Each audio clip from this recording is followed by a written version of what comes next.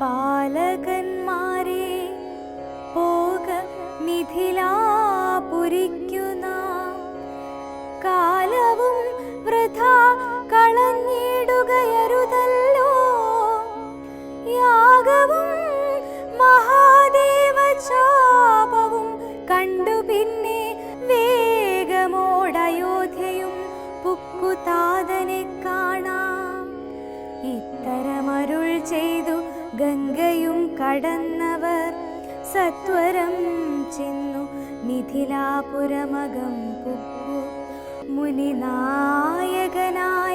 കൗശികൻ വിശ്വാമിത്രൻ മുനിവാടം പ്രാപിച്ചിതെന്നതു കേട്ട നേരം മനസ്സി നിറഞ്ഞൊരു പരമാനന്ദത്തോടും ജനകമഹീപതി സംഭ്രമ സമന്വിതം പൂജാ സാധനങ്ങളും എടുത്തു ഭക്തിയോടും ആചാര്യനോടും ഋഷിവാടം പ്രാപിച്ച നേരം ആമോദപൂർവം പൂജിച്ചാചാരം പൂണ്ടു നിന്ന് രാമലക്ഷ്മണന്മാരെ കാണായി നൃപേന്ദ്രനും.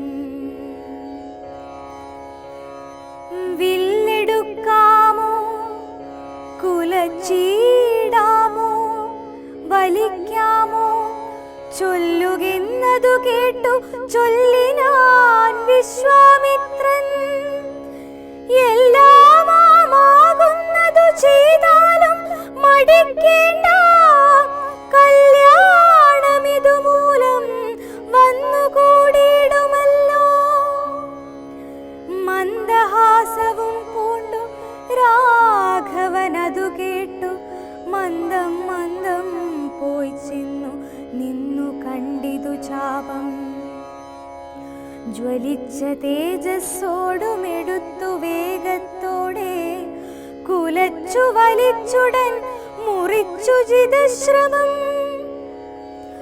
ഇടിവെട്ടിയിടും വണ്ണം വിൽമുറിഞ്ഞൊച്ച കേട്ടു നടുങ്ങി രാജാക്കന്മാരുരകങ്ങളെപ്പോലെ. സ്വർണവർണ്ണത്തെ പൂണ്ട മൈഥിലി മനോഹരി സ്വർണഭൂഷണങ്ങളുമണിഞ്ഞു ശോഭയോടെ, സ്വർണമാലയും ധരിച്ചാദരാൽ മന്ദം മന്ദം അർണോജനേത്രൻ മുമ്പിൽ സത്രപം വിനീതയായി വന്നുടൻ നേത്രോൽപലമാലയുമിട്ടാൽ മുന്നേ പിന്നാലെ വരണാർത്ഥമാലയുമിട്ടിടിനാൾ. മാലയും ധരിച്ചു നീലോൽപല കാന്തി തേടും ബാലകൻ ശ്രീരാമനുമേറ്റവും വിളങ്ങിനാൻ. ഭൂമി നന്ദനയ്ക്കനുരൂപനായി ശോഭിച്ചിടും ഭൂമി പാലക ബാലൻ തന്നെ കണ്ടവർകളും ആനന്ദാംബുധി തന്നിൽ വീണുടൻ മുഴുകിനാർ. മാനവവീരൻ വാഴ്കെന്നാശയും ചൊല്ലിയിടിനാർ. ശ്രീരാമ രാമ രാമ രാവണാന്തക രാമ, ശ്രീരാമ മമ ഹൃദി രമതാം രാമ രാമ.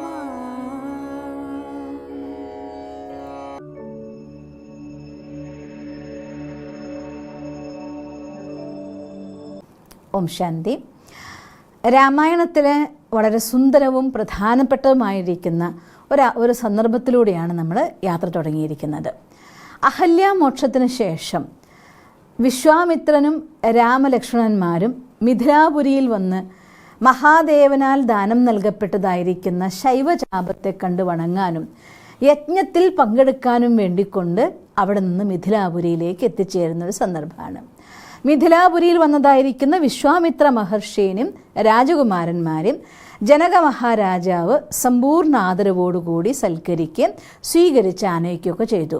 ഈ കുമാരന്മാർ ദശരഥ മഹാരാജാവിൻ്റെ പുത്രന്മാരായ ശ്രീരാമനും ലക്ഷ്മണനുമാണെന്നും അവരുടെ വിശേഷത അവർ യജ്ഞത്തെ സംരക്ഷിക്കാൻ വന്നതാണ്, എന്തുകൊണ്ട് വന്നു, ഇത്തരം കാര്യങ്ങളൊക്കെ തന്നെ വിശ്വാമിത്ര മഹർഷി ജനക മഹാരാജാവിനെ അറിയിക്കുകയും ചെയ്തു.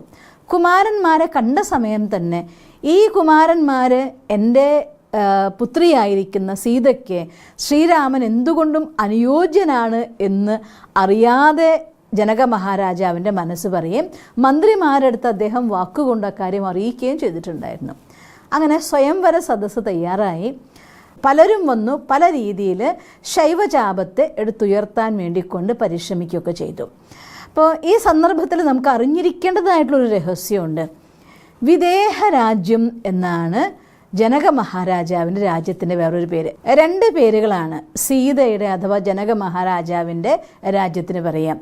ഒന്ന് മിഥില രാജ്യം എന്നും പറയും, മറ്റൊന്ന് വിദേഹ രാജ്യം എന്നും പറയാറുണ്ട്. ശരിക്കും വിദേഹം എന്നുള്ള രാജ്യം, മിഥില എന്നുള്ള പേരും ഇതൊക്കെ ഒരുപാട് ആധ്യാത്മികമായിരിക്കുന്ന രഹസ്യങ്ങളെ ഉൾക്കൊള്ളിച്ചുകൊണ്ട് കൊടുത്തതായിരിക്കുന്ന പേര് തന്നെയാണ് ഈ വിദേഹ രാജ്യവും മിഥിലാപുരിയൊക്കെ. മിഥില എന്നുള്ള വാക്കിനർത്ഥം കടഞ്ഞെടുത്തത് എന്നാണ് അർത്ഥം. മഥനം എന്നുള്ള വാക്കിനർത്ഥം കടയുക, കടഞ്ഞെടുത്ത രാജ്യം എന്നാണ് മിഥില എന്ന വാക്കിനർത്ഥം. വേറൊന്ന് വിദേഹ രാജ്യം. വിദേഹം എന്ന് വെച്ചാൽ അർത്ഥം ദേഹമില്ലാത്തത്.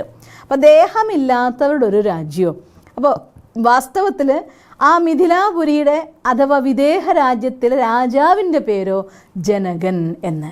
ഇതെല്ലാം തന്നെ വാത്മീകി മഹർഷി ഇനി വരാൻ പോകുന്ന തലമുറകൾക്ക് വേണ്ടി പകർന്നു കൊടുത്ത അത്രയും ആഴത്തിലുള്ള ആധ്യാത്മിക രഹസ്യങ്ങളാണ്.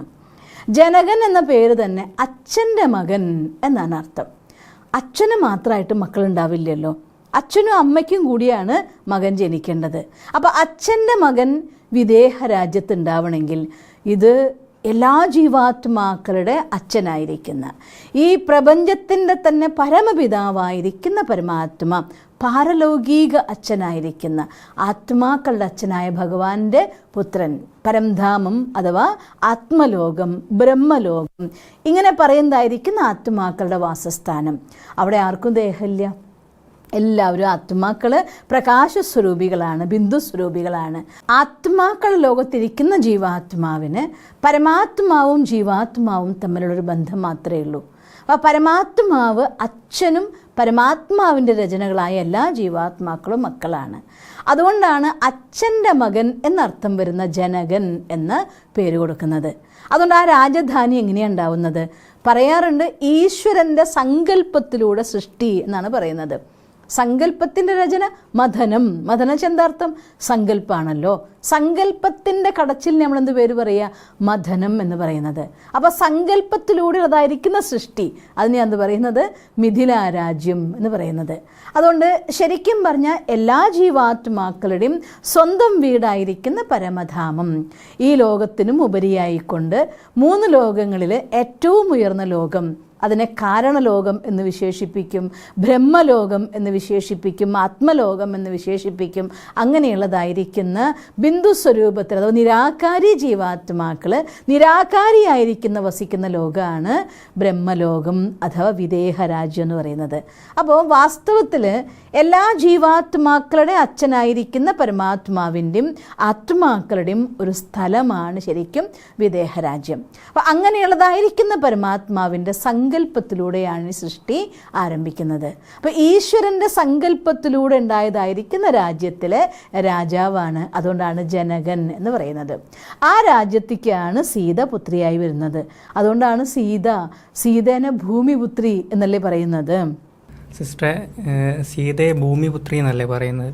അപ്പം ഭൂമിയിൽ നിന്ന് ഒരിക്കലും ഒരു കുട്ടിയെ കിട്ടില്ലല്ലോ. അപ്പം എന്തുകൊണ്ടാണ് സീതയെ ഭൂമിപുത്രി എന്ന് പറയുന്നത്?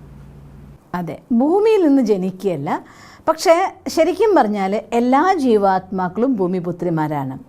നമുക്കെല്ലാവർക്കും അറിയാവുന്നൊരു കാര്യമുണ്ടല്ലോ, ഈ ശരീരം എന്ന് പറയുന്നത് ഉണ്ടാവുന്നത് പഞ്ചഭൂതങ്ങൾ കൊണ്ടാണ്. ആകാശം, ജലം, വായു, ഭൂമി, അഗ്നി. അതിലേറ്റവും കൂടുതലുള്ളതായിരിക്കുന്നതിൽ പ്രകടമായിരിക്കുന്ന സാധനം എന്താണ്? ഭൂമിയാണ്. അപ്പോൾ എല്ലാ ജീവാത്മാക്കൾക്കും ഈ ലോകത്ത് വസിക്കണമെങ്കിൽ ഭൂമിയുടെ ഒരു വസ്ത്രം വേണം, ഇല്ലെങ്കിൽ ഇതിൽ താമസിക്കാൻ പറ്റില്ല. അപ്പം അതുകൊണ്ട് ഈ ഭൂമിയിൽ വന്ന സമയത്ത് ജീവാത്മാക്കൾക്ക് ഭൂമിയെ കാണാനും അറിയാനും ആസ്വദിക്കാനും മൂല്യങ്ങളെ പങ്കുവെക്കാനും വേണ്ടി ഇവിടെ വരുമ്പോൾ നമുക്ക് കിട്ടിയതായിട്ടുള്ള ഈ വസ്ത്രമാണ് ഭൂമി എന്ന് പറയുന്നത്. ആത്മാവിനെ സംബന്ധിച്ചിടത്തോളം ആത്മാവിൻ്റെ ഭൂമി ഏതാണ്? ഈ ശരീരമാണ്. അപ്പോൾ ഈ ശരീരം എന്നതായിരിക്കുന്ന ബോധത്തിൽ ശരീരവുമായി ബന്ധപ്പെടുമ്പോൾ ശരീരത്തിലിരിക്കുന്ന ആത്മാക്കളൊക്കെ ആരാണ്? ഭൂമിപുത്രിമാരാണ്. അതുകൊണ്ടാണ് സീത ഉഴവുചാലിൽ നിന്ന് ജനിച്ചത്. സിതം എന്ന വാക്കിനർത്ഥം ഉഴവുചാൽ എന്നാണ് പറയുന്നത്. അപ്പോൾ ഉഴവുചാലിൽ നിന്ന് ജനിച്ചവൾ സീത എന്നാണ് പറയുന്നത്. വേറൊരർത്ഥം വെളുത്തവൾ എന്നൊരർത്ഥമുണ്ട് സീത എന്നതിന്. അപ്പോൾ ഉഴവുചാൽ എന്ന് പറഞ്ഞെന്താണ്?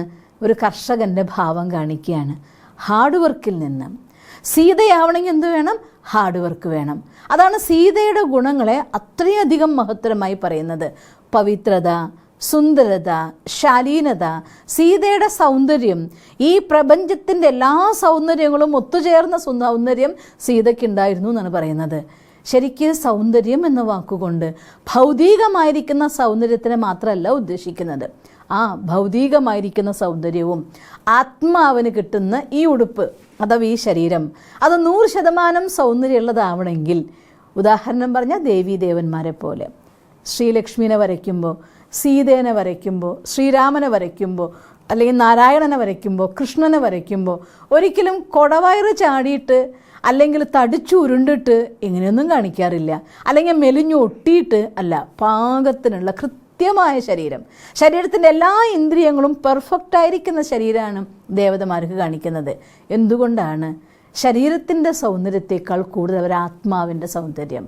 എപ്പോഴാണോ ജീവാത്മാവിൻ്റെ ഉള്ളിൽ 7 ഗുണങ്ങളും ഒരുപോലെ നിറയുന്നത്, ജ്ഞാനം, സ്നേഹം, ശാന്തി, ശക്തി, പവിത്രത, കരുണ, ആനന്ദം, ഈ 7 ഗുണങ്ങളും ഒരുപോലെ നിറയുന്നത് അവരുടെ ശരീരം കൂടി അവരെ സഹായിക്കും. അങ്ങനെ 7 ഗുണങ്ങൾ കൊണ്ടും നിറഞ്ഞിരിക്കുന്ന അവസ്ഥയാണ് സീതയുടെ സൗന്ദര്യം എന്ന് പറയുന്നത്. എപ്പോഴാണോ സൗന്ദര്യം അഥവാ ഗുണങ്ങൾ വ്യാവഹാരിക ഭാവത്തിലേക്ക് വരുന്നത്, കർമ്മത്തിലേക്ക് വരുന്നത്, അതിനെയാണ് ശാലീനത എന്നും വിശേഷിപ്പിക്കുന്നത്. അപ്പോൾ സീതയുടെ വർണ്ണനയിൽ തന്നെ നമുക്ക് മനസ്സിലാക്കാം, ഒരു ജീവാത്മ സപ്തഗുണങ്ങൾ കൊണ്ട് നിറഞ്ഞ് സദോ പ്രധാനമാവുന്ന സമയത്ത്, എല്ലാ ഗുണങ്ങളും വ്യാവഹാരിക ഭാവത്തിലേക്ക് വരുന്ന സമയത്ത് ആ ആത്മാവിൻ്റെ ശരീരവും മനസ്സൊരുപോലെ സൗന്ദര്യമുള്ളതാവും. അതുകൊണ്ടാണ് സർവഗുണ സമ്പന്നയായിക്കൊണ്ടാണ് സീതാദേവിയെ കാണിക്കുന്നത്. അങ്ങനെയുള്ള സീതാദേവിയെ സ്വന്തമാക്കാൻ വേണ്ടി കൊണ്ടുവച്ച മത്സരമായിരുന്നു. അങ്ങനെയുള്ള സീതാദേവിയെ സ്വന്തമാക്കാൻ വേണ്ടി കൊണ്ടുവച്ച മത്സരമായിരുന്നു ശൈവചാപത്തിനെ എടുത്തു ഉയർത്തി അതിൽ ഞാണ് കെട്ടി അസ്ത്രം തൊടുക്കാൻ കഴിയുന്നവർക്ക് സീതയെ സ്വന്തമാക്കാൻ സാധിക്കൂ എന്ന് പറയുന്നത്. സിസ്റ്ററെ, ഈ സീതാ പരിണയത്തിന് വേണ്ടി ശൈവചാപത്തിൽ ഞാണ് കെട്ടി അസ്ത്രം അയക്കണമെന്നാണല്ലോ. അപ്പോൾ ശ്രീരാമൻ വില്ല് കൊലയ്ക്കാൻ നോക്കിയപ്പോൾ വില്ല് ഒടിഞ്ഞു പോയി. അതെന്താണ് സിസ്റ്റർ ഈ ശൈവചാപം? ശൈവചാപം എന്ന് പറയുന്നത് പരമശിവൻ ഏൽപ്പിച്ചതായിരിക്കുന്ന വില്ല് എന്നാണ് പറയുന്നത്. അതിൽ ശിവൻ്റെ ശക്തി ആവാഹിക്കപ്പെട്ടതായിരിക്കുന്ന വില്ലാണ്. അതുകൊണ്ട് തന്നെ പവിത്രത അഥവാ സീത, അങ്ങനെ വേണം പറയാൻ, പവിത്രതയെ സ്വന്തമാക്കാൻ അഥവാ സീതാദേവിയെ സ്വന്തമാക്കണമെന്നുണ്ടെങ്കിൽ ശൈവചാപത്തിൽ ഞാണ് കെട്ടി അതിലാർക്കാണോ അസ്ത്രം അയക്കാൻ സാധിക്കുന്നത് അവർക്കേ സീതയെ പരിണയം ചെയ്യാൻ സാധിക്കൂ എന്ന് ശിവൻ്റെ വരമുണ്ടായിരുന്നു. അതുകൊണ്ടാണ് ആ ശൈവചാപത്തിന് ഒരു വെല്ലുവിളിയായിട്ട്, അഥവാ ആര് ഈ ശൈവചാപത്തിൽ അസ്ത്രം കൊടുക്കുന്നു അവർ മാത്രം സീതയെ പരിണയം ചെയ്യണമെന്ന് പറയുന്നത്. ശരിക്കും ശൈവചാപം എന്ന് പറയുന്നത് ഒരു വില്ലല്ല. നമ്മൾ നേരത്തെ പറഞ്ഞു സീത എന്ന് പറയുന്നത് പവിത്രതയാണ്, സീത എന്ന് പറയുന്നത് സദ്ഗുണങ്ങളാണ്, സീത എന്ന് പറയുന്നത് ഗുണങ്ങളുടെ വ്യാവഹാരിക ഭാവമാണ്. ഇതിനെല്ലാം കൂട്ടിച്ചേർത്താണ് യഥാർത്ഥമായിരിക്കുന്ന സുന്ദരി അഥവാ സൗന്ദര്യമായിരിക്കുന്ന സീതയെ പറയുന്നത് തന്നെ. അതുപോലെയാണ് ശൈവചാപം എന്ന് പറയുന്നത് പരമാത്മജ്ഞാനമാണ്. അതുകൊണ്ട് ഈ ശൈവചാപത്തെക്കുറിച്ച് പറയുമ്പോൾ വളരെ രസകരമായിരിക്കുന്ന ഒരു സംഭവം ഞാൻ ഓർത്തുപോകും. പണ്ട് ഒരു ചാക്യാർ കൂത്ത് കേട്ട സമയത്ത് അതിൽ രസകരമായിട്ട് വർണ്ണിച്ചിട്ടുണ്ടായിരുന്നു. സീതേനെ പരിണയം ചെയ്യാൻ വേണ്ടി സീതയുടെ സൗന്ദര്യത്തെക്കുറിച്ച് കേട്ടറിഞ്ഞ ലോകത്തു നിന്നുള്ള ഒരുപാട് ആളുകൾ അവിടെ വന്നു ചേർന്നിട്ടുണ്ടായിരുന്നു. സ്വയം ഞാൻ എല്ലാമാണെന്ന് വിചാരിച്ചിരുന്ന പലരും ആ ശൈവചാപം എടുത്തുയർത്താൻ പോയിട്ട് വീണ് പല്ലൊക്കെ പൊഴിഞ്ഞ് അതൊക്കെ വാരി വായിൽ അമർത്തി പോകുന്നതായിരിക്കുന്ന ദൃശ്യമൊക്കെ ഇന്നും എൻ്റെ മനസ്സിൽ നിന്ന് പോയിട്ടില്ല. ചാക്യാർകൂത്തിൽ രസകരമായിരിക്കുന്ന വർണ്ണന. അതുപോലെ തന്നെ അഹങ്കാരികളായിരിക്കുന്ന ആളുകൾ അപമാനിതരായി പോയി എന്നാണ് പറയുന്നത്. ഈവൻ സ്വയം രാവണൻ സീതയെ പരിണയം ചെയ്യാൻ വേണ്ടി വന്നു എന്നും ഒരംശം ഉയർത്തി ഒരല്പം ഉയർത്തി അതിനെ പൊന്തിക്കാൻ പോയിട്ട് ചെറുതായിട്ടൊന്ന് ഉയർത്തിയപ്പോൾ തന്നെ രാവണൻ വീണുപോയി, അവിടെ നിന്ന് നാണം കെട്ടുപോയി എന്ന് പറയുന്നുണ്ട്. അതേപോലെ തന്നെ ഭീരുക്കളായിരിക്കുന്ന ആളുകൾ, ശക്തരും അഹങ്കാരികളുമായിരിക്കുന്ന ആളുകൾ പോയിട്ട് അപമാനിക്കപ്പെട്ടു പോകുന്നു കണ്ടപ്പോൾ ഭീരുകളായിരിക്കുന്ന ആളുകൾ ആ ഭാഗത്തേക്ക് നോക്കിയ പോലും ഇല്ല എന്ന് പറയുന്നു. സാധാരണക്കാർക്ക് അതിനെക്കുറിച്ച് ചിന്തിക്കാൻ പോലും തോന്നിയില്ല എന്നാണ് പറയുന്നത്. ശരിക്കും അങ്ങനെയാണ്. സ്വയം ജ്ഞാനസാഗരനായ പരമാത്മാവിൻ്റെ ജ്ഞാനം, ഞാൻ ആരാണ് എന്നതായിരിക്കുന്ന സെൽഫ് റിയലൈസേഷൻ, അഥവാ സ്വയം ഭഗവാൻ ആരാണെന്നതായിട്ടുള്ള തിരിച്ചറിവ്, അതാണ് ശിവജ്ഞാനം എന്ന് പറയുന്നത്. എല്ലാ മഹാത്മാക്കളും, ഋഷിവര്യന്മാരാവട്ടെ, മഹാത്മാക്കളാവട്ടെ, സാധുക്കളാവട്ടെ, സന്യാസിമാരാവട്ടെ, എല്ലാവരുടെയും വായിൽ നിന്ന് വന്ന ഒരൊറ്റ കാര്യം, കോമൺ ആയൊരു കാര്യമുണ്ട്. ആര് സ്വയം അവനവനെ അറിയുന്നു, അവർ ഈ ലോകത്തെ സ്വന്തമാക്കുന്നു, അവർ ഈ ലോകത്ത് ജയിക്കുന്നു, ജഗത്തിനെ ജയിക്കുന്നു, മനസ്സിനെ ജയിക്കുന്നു എന്ന് പറയാറുണ്ട്. അപ്പോൾ ആദ്യം ഈ ലോകത്ത് ജയിക്കാൻ വേണ്ട ജ്ഞാനം എന്താണ്? ഞാൻ ആരാണ് എന്ന ജ്ഞാനം. ആ ജ്ഞാനം റിയലൈസ് ചെയ്യുമ്പോൾ ജന്മജന്മാന്തരങ്ങൾ കൊണ്ട് ജീവാത്മാവിൽ അടിഞ്ഞുകൂടിയതായിരിക്കുന്ന മണ്ണിൽ കിടക്കുന്ന സമയത്ത്, സീതേനെ എവിടെ നിന്നാണ് കിട്ടിയത്?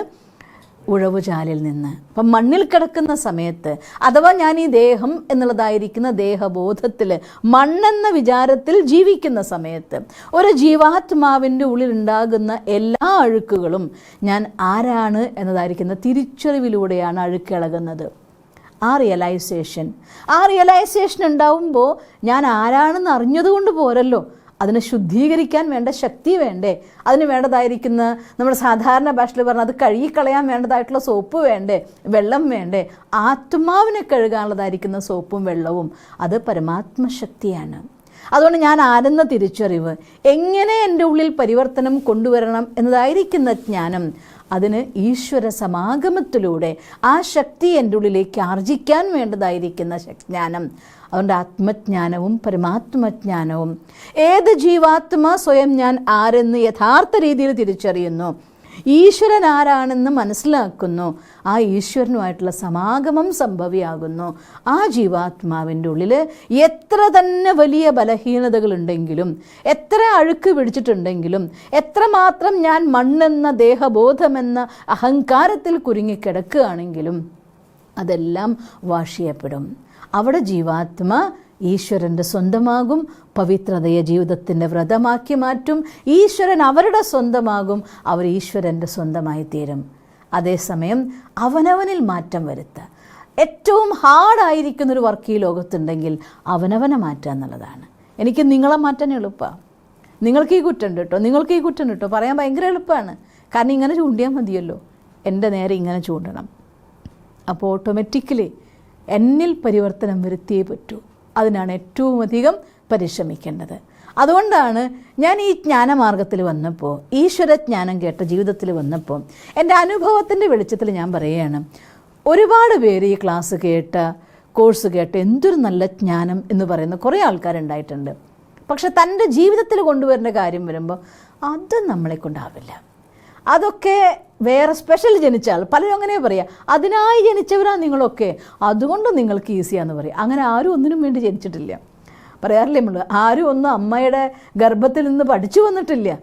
പഠിച്ച് സ്വന്തമാക്കി ജീവിതത്തിൽ ആചരിച്ച് ആചരണത്തിലൂടെ സ്വന്തമാക്കുന്നതാണ്. അങ്ങനെ ജ്ഞാനത്തെ സ്വന്തമാക്കാൻ നോക്കുമ്പോൾ ഭീരുക്കൾ അത് ആധ്യാത്മികമായിരിക്കുന്ന പാതയാണ്, ഇതൊന്നും നമുക്ക് പറ്റില്ല എന്ന് പറഞ്ഞ് ഒഴിഞ്ഞു പോവും. സാധാരണക്കാരെടുത്ത് ഉയർത്താൻ നോക്കിയിട്ട് ആവുന്നില്ല എന്ന് പറഞ്ഞ് ഇട്ടിച്ചു പോവും. അഹങ്കാരികളായിട്ടുള്ള ആളുകൾ വരുമ്പോൾ ഞാൻ എല്ലാം തികഞ്ഞ ആളുകളാണ്, എനിക്കൊന്നും മാറ്റാനില്ല എന്ന് പറഞ്ഞു വരുന്ന ആളുകളെയും കാണാറുണ്ട്. അവരും അധികം വൈകാതെ ജ്ഞാനമാർഗം അഥവാ ഈശ്വരനെ സ്വന്തമാക്കുന്ന അവനവൻ്റെ പരിവർത്തനത്തിൻ്റെ പാത്തിൽ നിന്ന് വളരെ വേഗം പോവാറുണ്ട്. കാരണം എനിക്ക് മാറാനില്ല എന്ന് വിചാരിക്കുന്നവർ വന്നിട്ട് എങ്ങനെ സീതയാവും? അതുകൊണ്ട് ഏത് ജീവാത്മാവാണോ വിവേകത്തോടെ തൻ്റെ ത്യാഗഭാവത്തോടെ, ഈ ലോകത്തിനോടുള്ള അമിത്രഭാവത്തോടെ 3 പേരുടെ കൂട്ടുകെട്ട്, ശ്രീരാമൻ, ലക്ഷ്മണൻ, വിശ്വാമിത്രൻ. അങ്ങനെ വിശ്വാമിത്രൻ്റെയും ലക്ഷ്മണൻ്റെയും കൂട്ടുകെട്ടോടുകൂടി വരുന്ന ജ്ഞാനം, വിവേകം, ശ്രീരാമൻ പവിത്രതയെ സ്വന്തമാക്കുന്നു. അഥവേത് ജീവാത്മ സ്വയം ഞാൻ ആരെന്ന് തിരിച്ചറിഞ്ഞ് ത്യാഗത്തോടുകൂടി അവനവനിൽ പരിവർത്തനം വരുത്താൻ വേണ്ടതായിരിക്കുന്ന ഉത്തരവാദിത്വവും അതിന് വേണ്ടതായിട്ടുള്ള റിസ്ക്കും എടുക്കുന്നുണ്ടോ, അതിനു വേണ്ട ത്യാഗം ചെയ്യാൻ വേണ്ടി തയ്യാറാകുന്നുണ്ടോ, അതിനുവേണ്ടി ഉപേക്ഷിക്കേണ്ടതിനെ ഉപേക്ഷിക്കാൻ തയ്യാറാവുന്നുണ്ടോ, സ്വീകരിക്കേണ്ടതിനെ സ്വീകരിക്കാൻ തയ്യാറാവുന്നുണ്ടോ, അവരുടെ ജീവിതത്തിൽ പവിത്രത വരദാനമായി കിട്ടും. സുഖം, ശാന്തി, ആനന്ദം, സമൃദ്ധി, സന്തോഷം, ശാലീനത, ഇതെല്ലാം അവർക്ക് കൂടപ്പിറപ്പായിട്ട് വരദാനങ്ങളായിട്ട് വന്നു ചേരുന്നതാണ്. പക്ഷേ കണ്ടീഷൻ, ശൈവചാപത്തെ ഉയർത്താൻ തയ്യാറാവണം. ഇതിനെയാണ് ശൈവചാപത്തെ ഉയർത്തി അതിൽ അമ്പ് തൊടുക്കുന്ന ആൾക്ക് സീതയെ പരിണയം ചെയ്യാം എന്ന് പറഞ്ഞത്. മനസ്സിലായോ ബ്രദർ? ഓക്കെ. ഓം ശാന്തി.